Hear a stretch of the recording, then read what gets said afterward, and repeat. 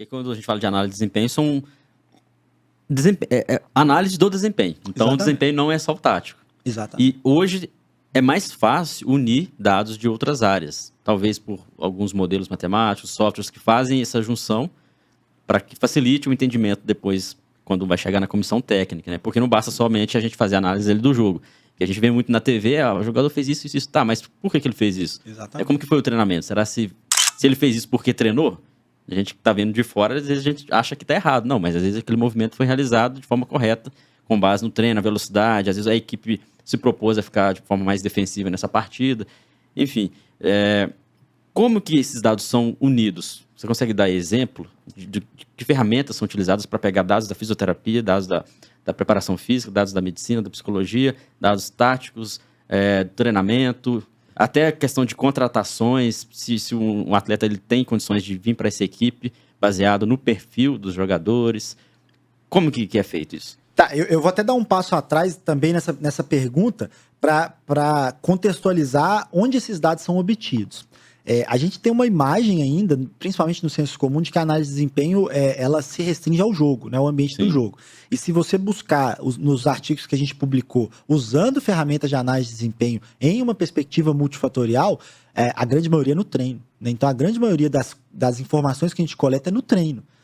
Utilizando lá o jogo reduzido X para ver se ele gera o impacto que a gente espera, comparando ele com um jogo formal, comparando um jogo com mais jogadores, com menos jogadores, vendo resposta ao longo do tempo nesse jogo. Então, o treino é o espaço em que o atleta passa a maior parte do tempo dentro do futebol, não é o jogo.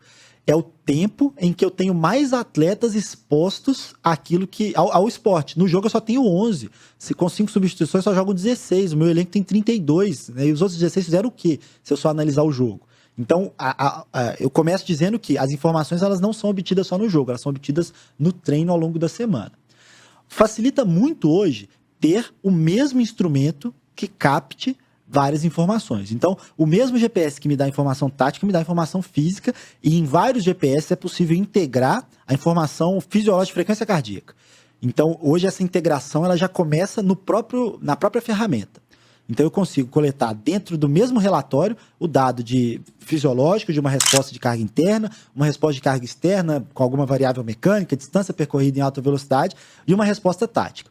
Se eu caminhar para o alto nível de rendimento, eu consigo, no mesmo instrumento, ainda incluir variáveis técnico-táticas, porque aquele rastreamento por vídeo ainda categoriza ações técnico-táticas. Então, ele me diz quantos passes para quem, aonde, em qual lugar do campo. Então, essa integração hoje, pensando no alto nível de rendimento, ela já é possível pela integração do instrumento. O próprio instrumento. Então, o instrumento já me dá tudo isso, dar... ao invés de ter fontes diferentes de instrumento. A segunda forma de integração é estatística. É buscar modelos estatísticos que vão me ajudar a entender o peso de cada variável. Por exemplo, se eu quiser associar com a performance. Então, eu tenho um modelo multifatorial que vai me dizer o seguinte: olha, desse rol de 150 variáveis que eu tenho, quais são as variáveis que melhor explicam o resultado da minha equipe? Né? Quando eu ganho, eu faço o quê? Quando eu perco, acontece o quê?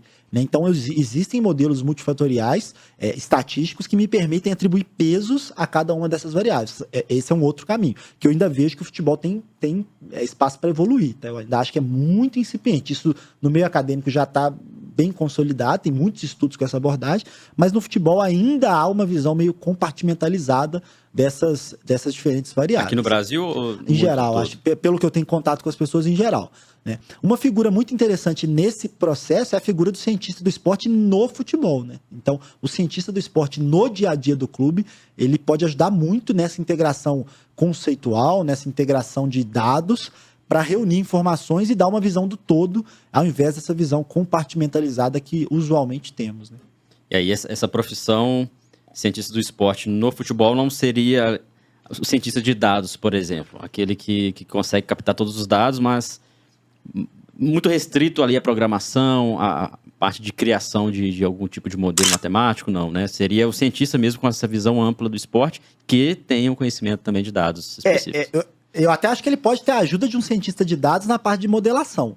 né? Só que, para mim, esse cientista ele tem que conhecer de futebol. O conhecimento primário dele é futebol. Ele tem que entender o que é o futebol. O que ele está programando ali, o que ele vai modelar. Porque senão aquele modelo matemático diz para ele, como eu já vi em artigos, e às vezes o artigo aceita tudo, né? A gente também tem dificuldades na ciência. A ciência não é mil maravilhas de forma alguma. Que quanto mais chute no gol eu dou sem marcação, maior a minha chance de ganhar o jogo. Mas isso é óbvio, isso não precisa de um artigo. Então, essa informação ela não tem relevância prática, ainda que estatisticamente esteja correta.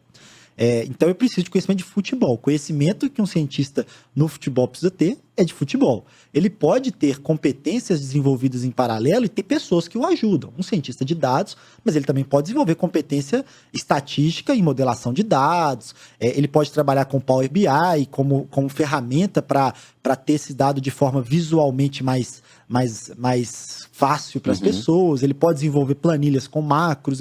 Ele pode desenvolver competências, mas o centro do conhecimento dele é futebol.